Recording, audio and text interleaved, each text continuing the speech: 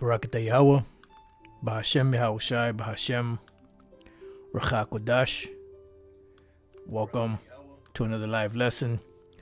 The name of this one is Various Topics, dated November 14th, 2022, the year of Yahweh Bahashem Yahushai turning up.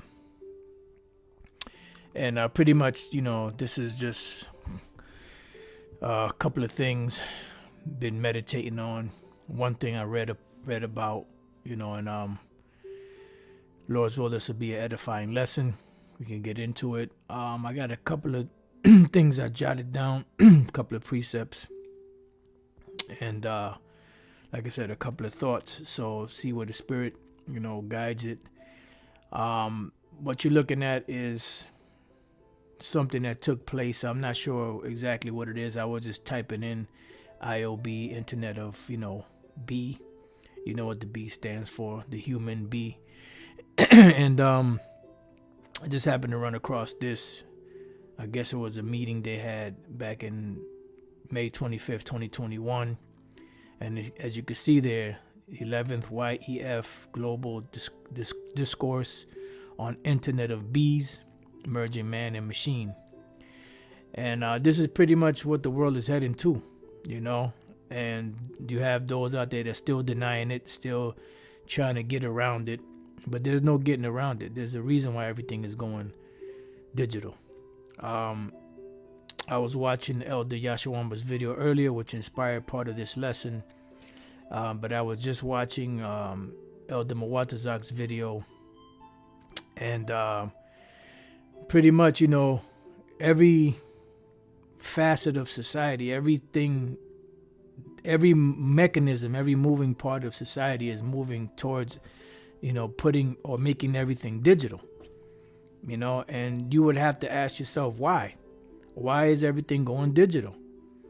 Well, because of the MOTB in Revelation 13:16 on down, which is the C-hip, and this is the reason why everything is going in that direction, Now, this video I was watching earlier, Elder Yashawamba did, and he mentioned in here how, you had this one individual who they put something into his brain because he was paralyzed from a stroke and he wasn't able to move. And they put this contraption into his brain where he's able to mentally, write sentences and things of this nature. He brought out the great miracle, which the scriptures speak about, the miracles that the false prophet and them were able to bring out to deceive those that have received the MOTB. And he said, this is what Yahushua was doing, creating miracles. So it put a thought in my mind. It got the wheels turning. And pretty much, what they're doing pretty much with this whole system is they're replacing, they're trying to replace the Most High and Yahushua, which pretty much what it is just all anti-Messiah propaganda, anti-Messiah, actions, because they're trying to become the saviors of the world, for the world to come to them, but at the end of it, because they're trying to erase the Most High and Yahushua out of the picture, and this is why all of the top proponents of, this whole system, digital system going on with the WEF, which is the World Economic Forum, I believe that was out in Davos, Switzerland, where they had those meetings at, and pretty much, which is the highest peak, the area where they're at, Davos is the highest peak in Europe, so that goes to show you that they're pushing that New World agenda. And pretty much everything is going in that direction, and all of their agents, their proponents, their priesthood, so to speak, they're all pushing for the removal of the Most High, the removal of Yahushua, and the, presentation of an anti-Messiah society that is being put into place right now. And the only way to be able to function or move in it is by going to them and accepting their, the provisions of the contract that they will give you. And everything would be digital. All right.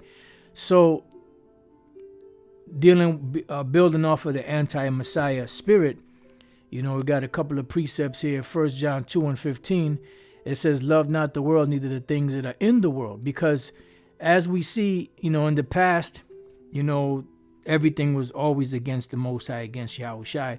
But much more now that, as the scriptures say, knowledge shall increase. And we're seeing a great increase in this knowledge that these devils have, because the Lord gave them that ability. And he gave them the ability to have individuals that have the mind. They don't understand it. They're thinking it's them because they don't give credit to the Most High. But it's the Most High that's given them the inspiration and the thrive and the drive, to do these things. He's putting the spirit upon them to be able to sit there for hours and days and years with patience to search these things out and to what's the word I'm looking for? To search the things out and to tweak it, to where they get it to the closest to perfection as possible. It says, if any man love the world, the love of the Father is not in him, right? And we see the direction that the world is going in. The Apostle John said that the whole world lieth in wickedness. The whole world lieth in wickedness.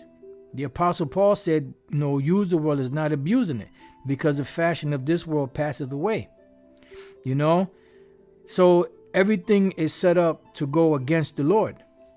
It says, for all that is in the world, the lust of the flesh and the lust of the eyes and the pride of life is not of the Father, but is of the world.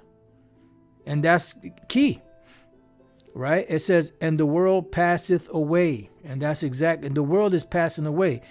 Really, when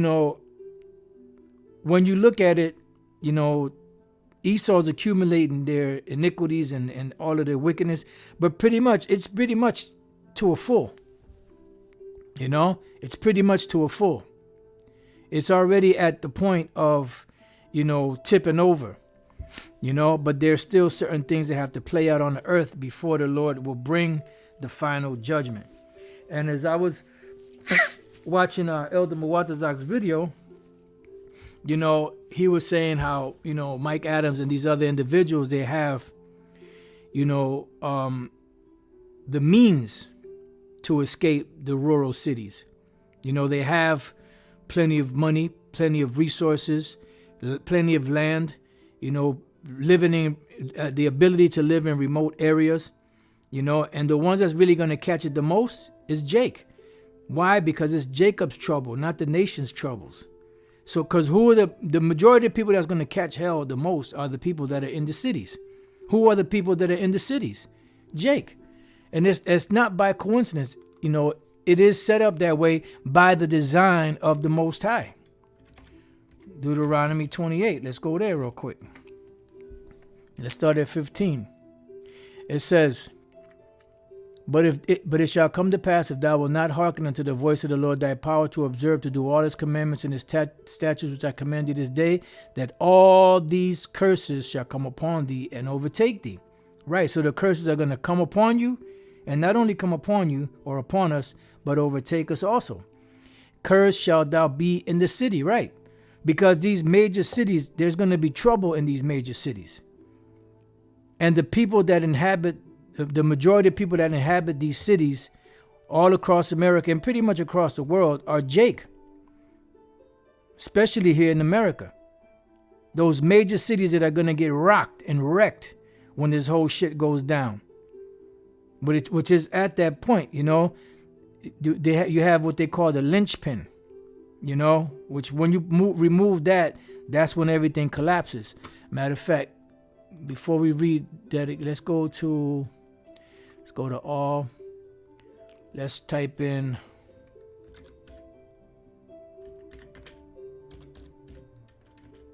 linchpin meaning. It says, a person or thing vital to an enterprise or organization, a pin passed through the end of an axle to keep the wheel in position, right? So if you take the linchpin out, which you see a picture of it here, if you take that pin out, what do you think is going to happen? everything is going to collapse. So what's keeping this whole thing together is the belief that people have in the monetary system. But once that collapses, that's going to make everything come apart. All right. So going back, Deuteronomy 28:16, 16, cursed shall thou be in the city. Who are in these major cities? Jake. It's Jacob's trouble, not the nation's troubles. These nations are not going to get hit like Jake is going to get hit, because it is the punishment of the Most High upon our people. It says, and cursed shalt thou be in the field. Right, and the field represents the world. So anywhere in the world, you have Israelites. Anywhere in the world, you have cities. Anywhere in the world, you're going to have these problems. It's a worldwide problem in the oikumeni sense, which is the Greek word for world, which means the whole entire inhabited earth.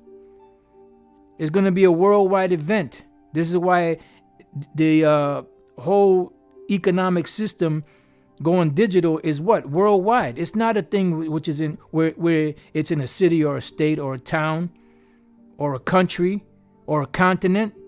It's in the whole world, because of the intent of these so-called international banking families is for the world to in the future, now and in the future, to become totally digital, so that they can control everything easier. So going back to 1 John 2:17, and the world passeth away and the lust thereof, but he that doeth the will of the Most High abideth forever. And this is why they're trying to replace the Most High and Yahushua. And I remember years ago, a couple of years back, maybe a year and a half or so, the Spirit had me do a lesson calling it's called they're replacing the Most High, or trying to replace the Most High, and they've removed that video from off YouTube. I don't remember if they gave me a strike or not, but they took the whole video out. Why? Because that's exactly what they're doing. The scriptures don't say in vain that these devils say, I will be like the Most High. This is why that devil Yuval Harari said that. He said, we don't need the Messiah anymore. We can piss the Most High off as much as we want.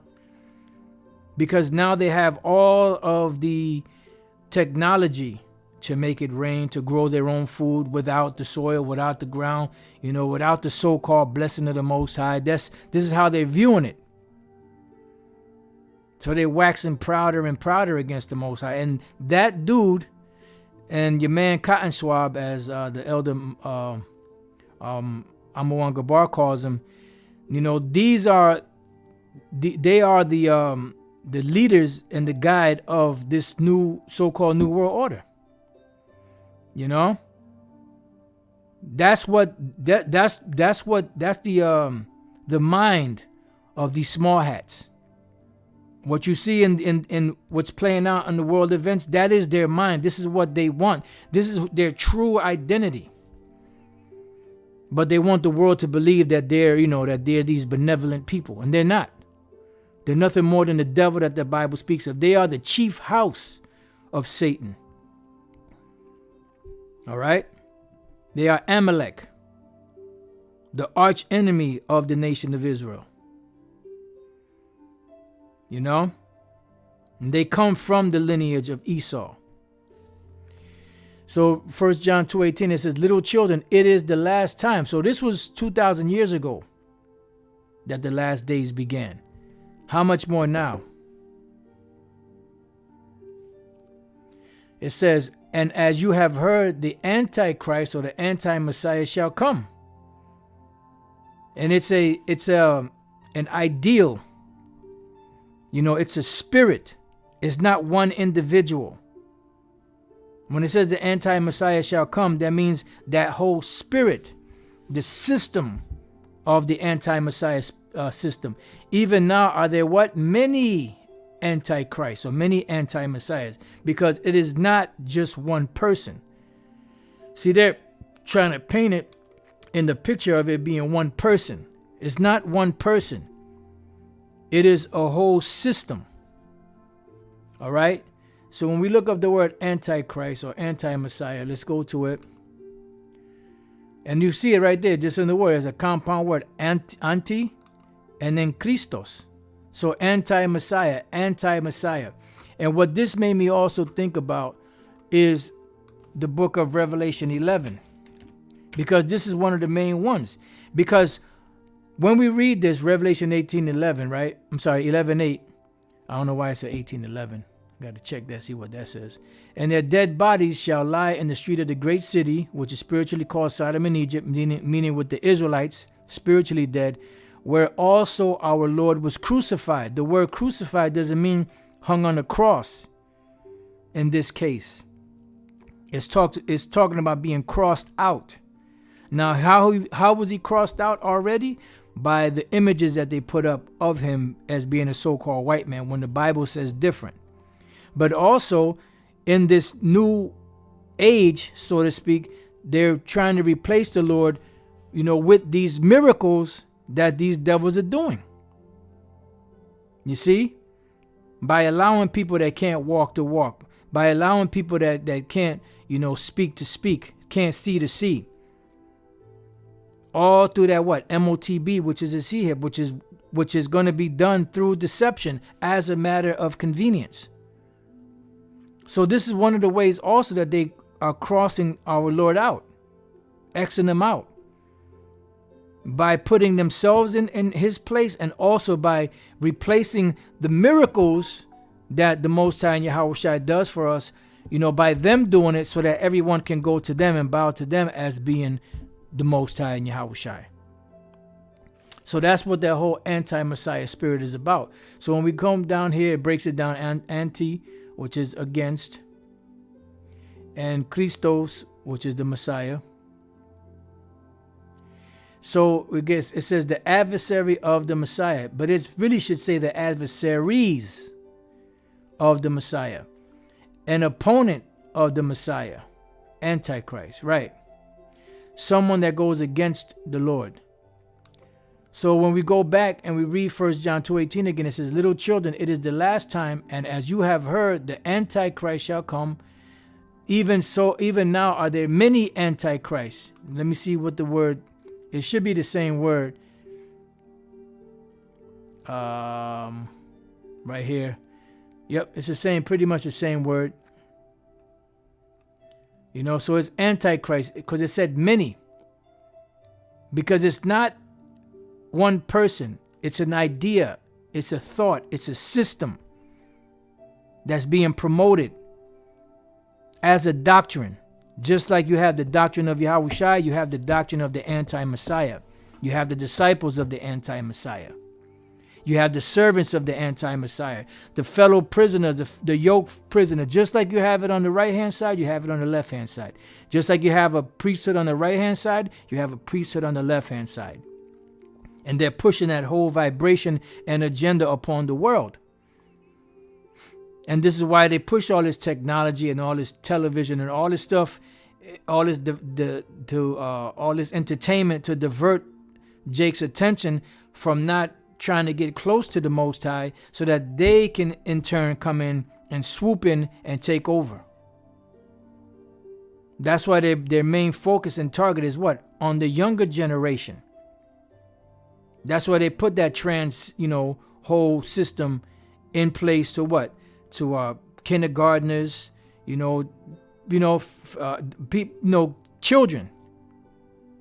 Because that whole behavior will lead you in a different direction. It leads you to the path of destruction. It says, whereby we know that it is the last time. Before we read on here, I want to go to 1 John 4. Let's go to 1 John 4 and 1. It says, beloved, believe not every spirit, but try the spirit whether they are of the Most High. So now how do we try the spirits? By this word. This is why you hear the apostles, bishops, elders, somebody come up claiming to be inspired. What is the transaction? asking questions concerning the Bible. What does this mean? And what does that mean? You know, what do you know about the MOTB? What about this? What about that? Where is Babylon the Great today? You know, just different questions just to see if they really are inspired by the Lord. Let me read this real quick. So, like, I know you brothers are putting some, wow.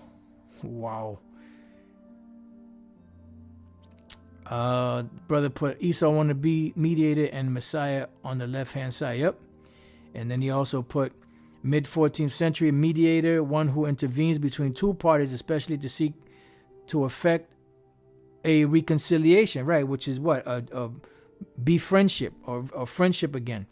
From late Latin mediator, one who mediates, gent noun, which is a agent, from stem of mediare, to intervene, right? And then the brother put this precept. This is bad. This is a bad precept because it shows you the I don't want to use a big $50 word. It shows you the duality. I use something a little less conspicuous. The duality of the Lord. You know, you have the right hand and you have the left hand. 2 Timothy 3:8. Now as Jannes and Jambres withstood Moses. Who was Jannes and Jambres? They were magicians. They were the priesthood of the Egyptians. And when you go back into the book of Exodus, it speaks about the Egyptians that they would seek to see what, you know, if they can duplicate the miracles that Moses and Aaron were doing. It says, now as Jannes and Jambres withstood Moses, so do these also resist the truth. Men of corrupt minds reprobate concerning the faith. But they shall proceed no further, for their folly shall be manifest unto all men, as theirs also was. So this is dealing with actual, you know, Israelites that are coming against the truth, you know, like Jannes and Jambres, which were Egyptian magicians that came against Moses. But you have Jakes today that are coming against the men of the Lord, you know. But you also have those that are demons that are trying to come against the truth also. So as we read in 1 John 4:1, beloved, believe not every spirit, but try the spirits, whether they are of the Most High, because many false prophets are gone out into the world. And that's how you try them. Hereby know ye the spirit of the Most High. Every spirit that confesses that Yahushua has come in the flesh is of the Most High, because you still have people that don't believe in the Messiah. They don't believe in Yahushua. They don't believe that he came to the earth. They're still under the vibration of the small hats. And even those that know that they're Israelites. And every spirit that confesseth not that Yahushua has come in the flesh is not of the Most High. And this is the spirit of Messiah. See? So they're trying to replace the Lord. Whereof you have heard that it should come, and even now already is it in the world. Right, because it's already prevalent. That poison that's been slipped under the rug for I don't know how long is out in the world. And these people are out there sipping it, turning purple from sipping Esau's juice, you know. And they have no clue or idea that they're heading down the wrong path to destruction, but that's to their detriment. Ye are of the Most High, little children, and have overcome the world of Salakia. And this is the spirit of anti-Messiah, whereof you have heard that it should come, even now already is it in the world. So how much more now? It's already in the world. It's being pushed as a good thing, you know, to help your granny, to help your dad, you know, to help, you know, unfortunate people, to help your friend that was in a car accident, so he was crippled, so this technology can help him walk again. And it's all tied into the internet, to the digital infrastructure of the world. And all of that is tied into financial records, you know, personal records, driving records, medical records, your driving history and everything. It says, you are of the Most High, little children, and have overcome them, because greater is he that is in you than he that is in the world. Right. So Yahweh Bashem Yahushua is greater than he that is in the world, because they're being inspired by a demonic, spirit, and they don't realize it. But that spirit is so alluring that they can't help but become zombies for it. It says, they are of the world, therefore speak they of the world, and the world heareth them. Because why? Because the whole world cannot receive this message, even the spirit of truth, whom the world cannot receive. And when we're dealing with worlds, we're talking about the world of Israel, the so-called Negroes, Latinos, and Native American Indians. All Jake is not going to be able to receive this message. And a big portion of Jake are going to die in this destruction. A great number during the time of Jacob's trouble and beyond. Before, during, and after. We are of the Most High. He that knoweth the Most High heareth us. Right. So if anyone is of Yahweh B'Shem Yahushai, they're going to hear the message of Yahweh B'Shem Yahushai by the messengers, or from the messengers that the Lord sent. He that is not of the Most High heareth not us. Hereby know we the spirit of truth and the spirit of error. Why? By trying. This is why it's so important to be grounded and settled in this truth. Now let's go from there to 2 John. 2 John,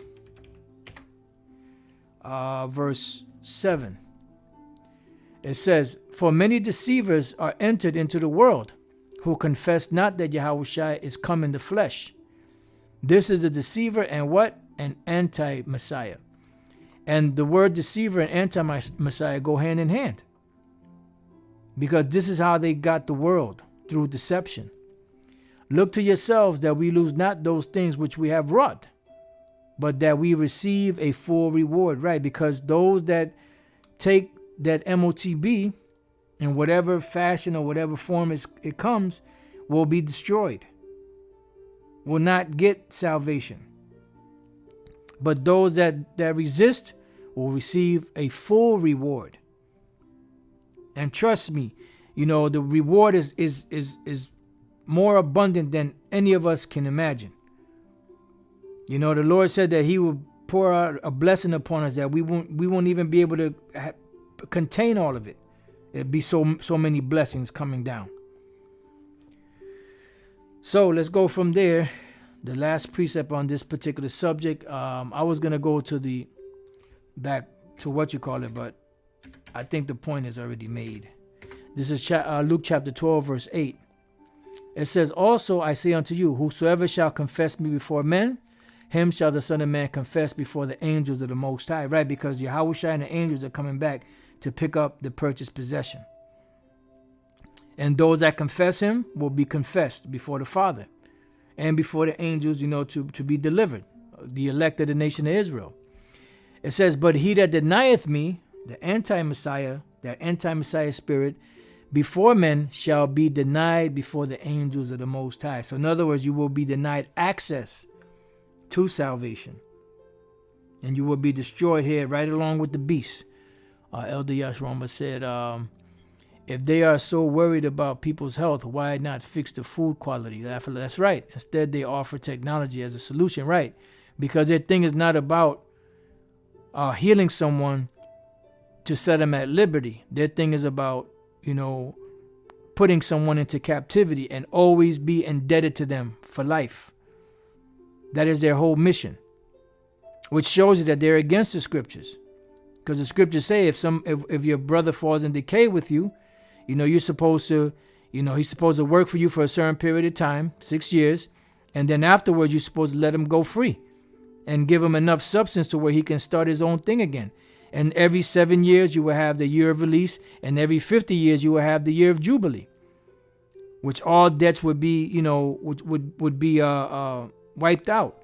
Lands would be returned, and this is how you keep everything running in proper order.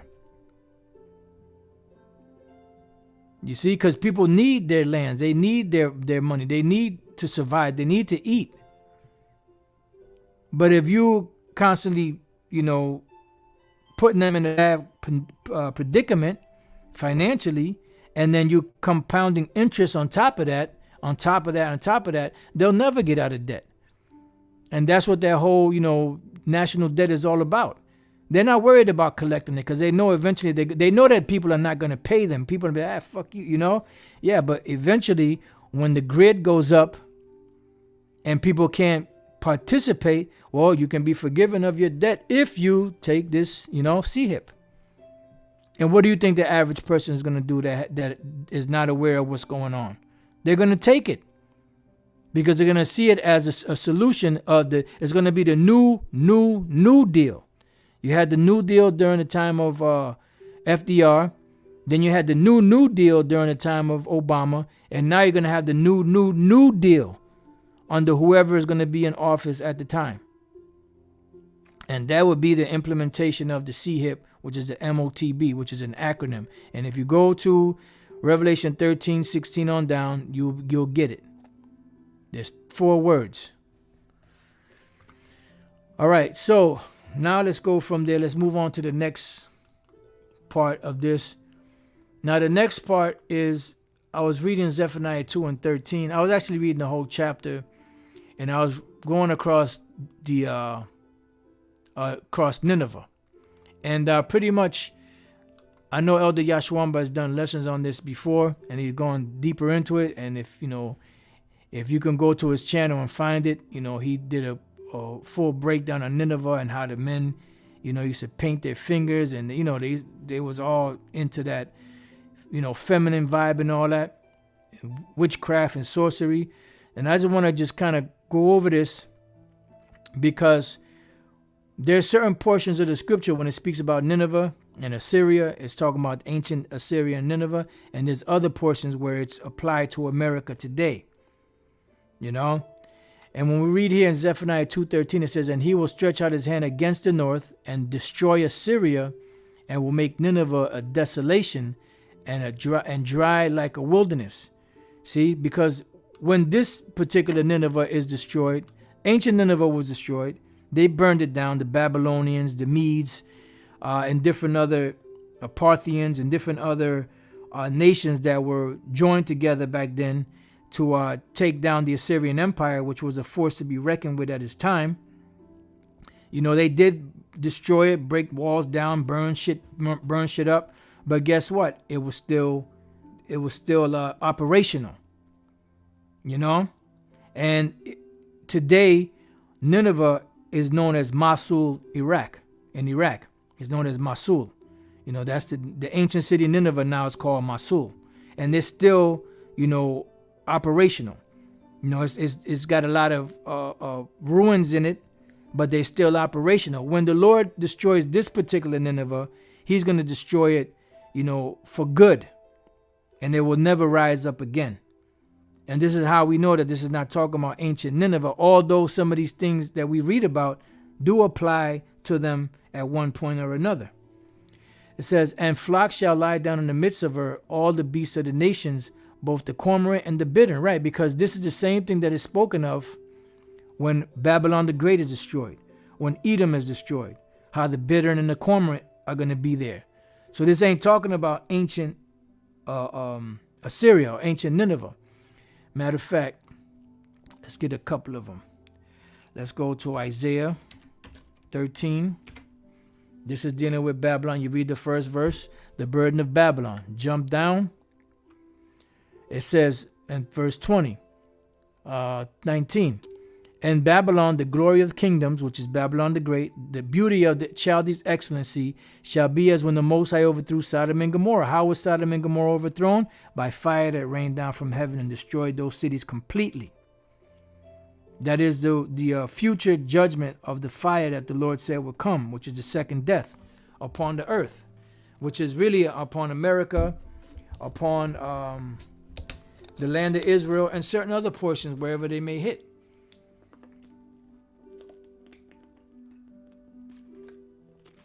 Yahweh has the blueprint of what's going on and what's going to go down.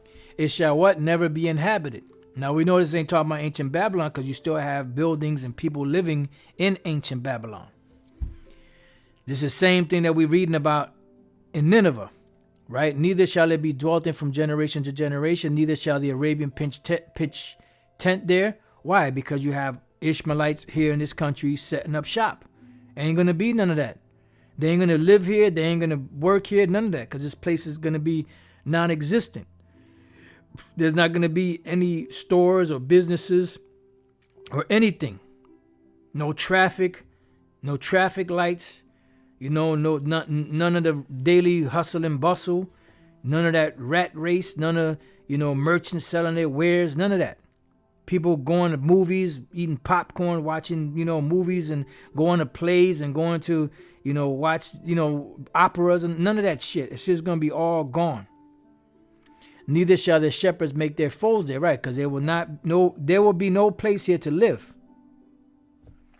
But wild beasts of the desert shall lie there, and their houses shall be full of doleful creatures, and owls shall dwell there, and satyrs shall dance there, right? So this is talking about the destruction. It's metaphorically speaking about that these places are going to be so desolate, you're going to have animals living in the areas where you used to have certain particular buildings. The line of confusion, right? And the wild beasts of the island shall cry in their desolate houses, and dragons in their pleasant palaces, and their time is near to come, and their day shall not be prolonged. And this is what we're coming to. Now, when we go to Isaiah 34, this one right here was dealing with Babylon, which is Babylon the Great. Isaiah 34 is dealing with who? The Edomites. Isaiah 34:5. For my sword shall be bathed in heaven. Behold, it shall come down upon who? Upon Idumea, which is the Greek/Latin way of saying Edom.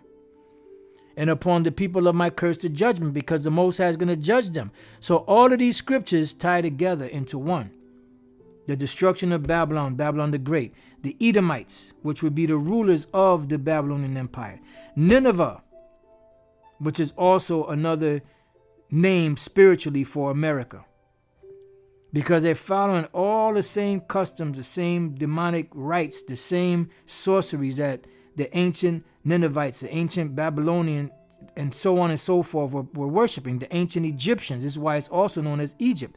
They're following all the practices of all these foul nations. This is why it's also called Sodom. This is why in Revelation 17 it's known as the mother of harlots and abominations of the earth.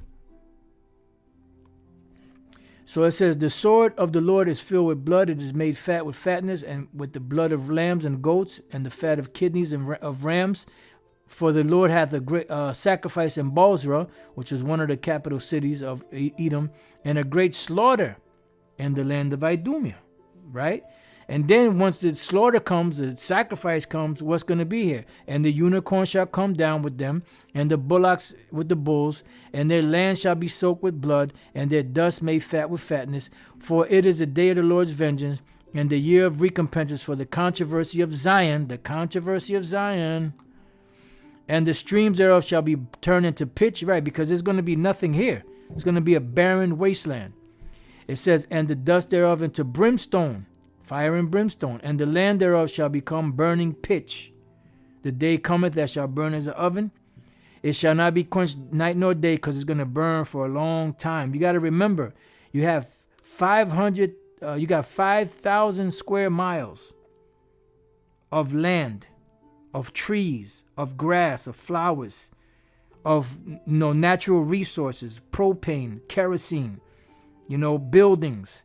You have cars, trucks, you have different structures, and all kind of stuff that's going to be here, that's going to be going up in flames. The day cometh that shall burn as an oven, and the elements shall melt with fervent heat. So this fire is going to burn for a long time. The smoke thereof shall go up forever, from generation to generation it shall lie waste. None shall pass through it forever and ever, because once the smoke clears, no one's ever going to step foot here. No one's ever going to colonize this place again. No one's ever going to build anything here. This is going to be left as a memorial to what it is to be wicked.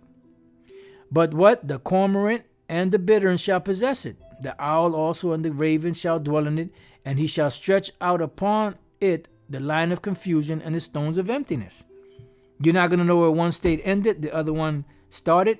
You're not going to know where the Capitol building was. You're not going to know where the Empire State Building was. You're not going to know where any of these main spots were at. It's going to be nothing but confusion here.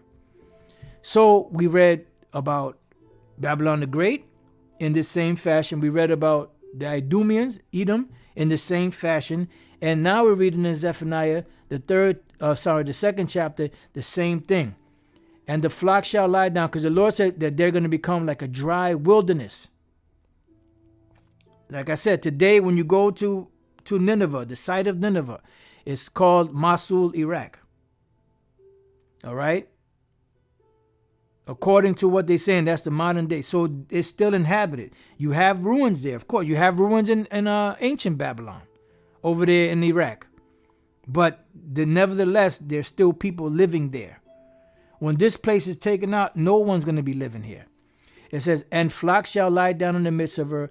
All the beasts of the nations, both the cormorant and the bittern, shall lodge in the upper lintels of it.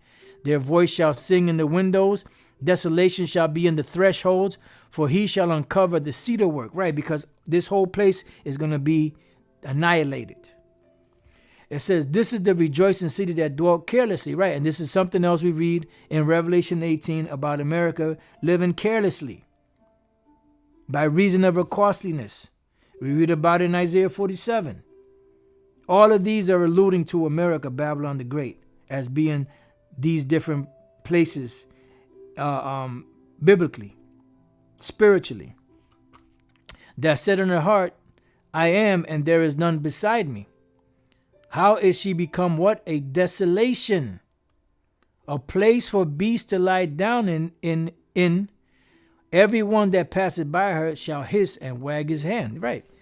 Because these other places are still inhabited. There's still businesses and buildings and things of that nature in there.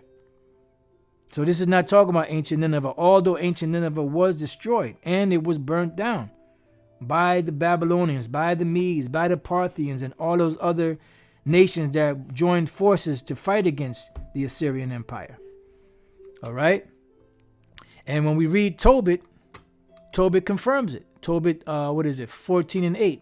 And now, my son, depart out of Nineveh. This is Tobit speaking to his son Tobias, because that those things which the prophet Jonah spake shall surely come to pass. Right? Because when Jonah spoke it, he didn't want to speak it because he knew that the Most High was going to have mercy on him. I was watching this one video of this stupid Edomite talking about that, Jonah didn't want to speak to the people because he doubted God's power. And what? I said, what the fuck? I had to change that shit. Before I broke my phone or whatever I was watching. These devils just don't got it. The reason why Jonah fled was because it even tells you in the story that he knew that the Lord would have mercy upon the people. Is not this what I told thee? So how in the fuck you going to say that he doubted the Most High's power when he knew that the Most High was going to have mercy on the people? The fuck is wrong with these devils, man? My goodness. Then we jump down to the 15th verse. But before he died, meaning Tobias, because his father died, his mother died, he buried them. Before he died, Tobias, he heard the destruction of Nineveh, which was taken by Nebuchadnezzar and Ahasuerus, and before his death, he rejoiced over Nineveh. Right. So they were destroyed, but not in the fashion that is described here in Zephaniah chapter 2. All right. Then we get to Nahum 3, Nineveh's complete ruin. Right. So now some of this you could attribute to them, but as you really read through here, you start to see that it's talking about another place. It's not talking about ancient Nineveh, even though some of these things actually happened to them. Let's go to Nahum chapter 3, and let's start at 1. Woe to the bloody city. America is a bloody city. It is full of lies and robbery. The prey departed not. Who is the prey? We are. We ain't depart from them. They didn't set us free. Revelation 11 tells us that they didn't, put them in graves, meaning they didn't put the Israelites to rest. As far as, who they are, bring them out of that dead state when they had the ability to do it. The noise of a whip and the noise of a rattling of the wheels and of the prancing horses and of the jumping chariots is talking about cars, chariots. You know, in the ancient world, you had the prancing horses, you had actual horses and horse and buggy. Today, you have what? The chariot today is the so-called car. What's under the engine? Horsepower. Are there real horses under there? No. It's just a figure of speech. The horsemen lifted up both the bright sword and the glittering spear. They didn't have glittering spears back then. What is a glittering spear? That is those missiles. Let's get the word glittering. The word is barak, which means thunder. Lightning. See, lightning flashes, a flashing of arrow. What creates that? The missiles. There's another one. Let me see if I find that.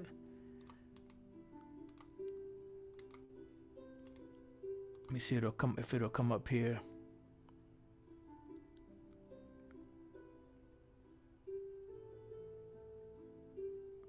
All right, this is a good one, but let's go back. It says, and there is a multitude of slain and a great number of carcasses, and there is none end of their corpses. They stumble upon their corpses. Right. Now, like I said, you had ancient Nineveh that was destroyed by the Babylonians et al., which means and all. You know, but this is dealing with something that's going to be devastating. Very devastating by those missiles, glittering spear. Because of the multitude of the whoredoms of the well-favored harlot, the mistress of witchcraft, right? And America is a mistress of witchcraft. Nineveh was also. Ancient Nineveh was a mistress of witchcraft, you know, because you had the Egyptians, you know, you had the Sumerians, you had the Assyrians, you had the Babylonians, you know, you had all of those people there in the region of Mesopotamia and beyond that were worshiping different deities and using enchantments and different things of that nature. That selleth nations through her whoredoms and families through her witchcraft. And America does that. When you read Revelation 18, it speaks about slaves and souls of men. And they're still making money off of people. Don't believe for 1 minute that slavery was done away with. No, it just went underground. It says, behold, I am against thee, saith the Lord of hosts, and I will discover thy skirts upon thy face. And this is why you're seeing the things that you're seeing and this devil being revealed. All of the different shit that he's been doing is coming to the light now. It says, and I will show the nations thy nakedness and the kingdoms thy shame. And this is why the nations are backing away from this place, because that golden city that they thought was a golden city was nothing but fool's gold. You know, it was nothing but aluminum foil, painted gold. And then when they got to the city, they saw it was said, what the hell is this? This ain't what we signed up for. We thought it was different. How has the golden city ceased? And I will cast abominable filth upon thee and make thee vile and set thee as a gazing stock. Right. People are looking at them, and eventually they're going to be left as a gazing stock once the Lord destroys it also. So let's, it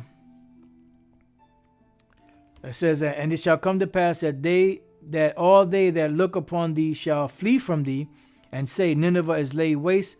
Who will bemoan thee? When shall I seek comforters for her? Did not the Lord say in either Jeremiah 50 or 51, take balm for her pain, see if she may be healed? Can't be healed. Beautiful. The brother put this up. Horsepower refers to the power an engine produces. It's calculated through the power needed to move 550 pounds, 1 foot in 1 second, or by the power needs to move 33,000 pounds, 1 foot in 1 minute. Yeah. That's what you have in the cars. It's not actual horses, it's horsepower. That's what they call it. So now let's jump down to the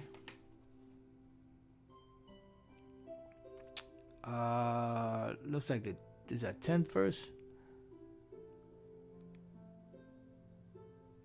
Let's go to 11.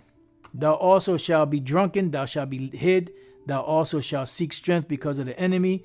All thy strongholds shall be like fig trees with the first ripe figs. Right, you're going to be shaken. If they be shaken, they shall even fall into the mouth of the eater. Why? Because it's time for your demise. It's time for a change of government.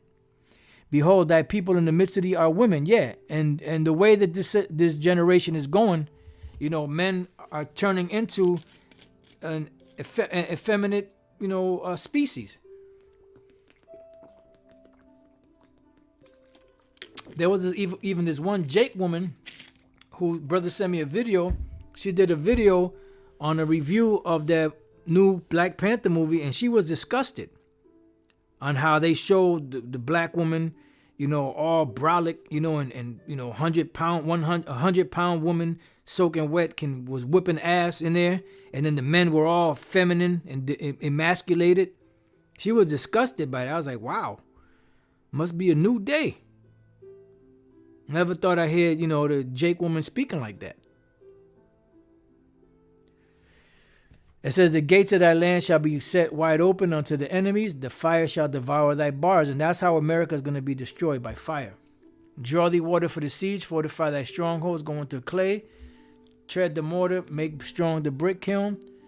There shall the fire devour thee. Right, and that's what's going to devour America, the fire. Salaki for a minute.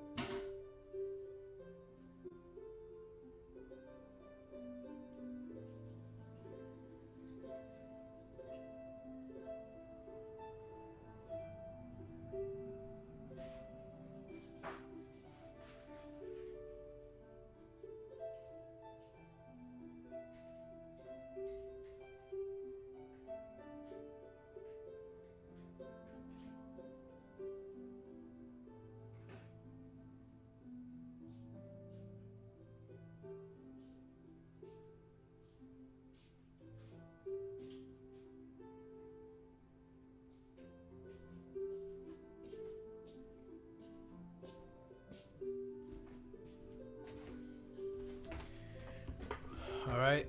So there shall the fire devour thee, the sword shall cut thee off, it shall eat thee up like the cankerworm. Make thyself many as a cankerworm, make thyself many as a locust. So pretty much this place is going to be destroyed. I had a couple more precepts, but I think the point pretty much is made. So pretty much, this place is finished. I had a couple more points, but I think this is a good spot to stop it at. So Lord's will, you brothers and few sisters have been edified. Till the next time I say shalom.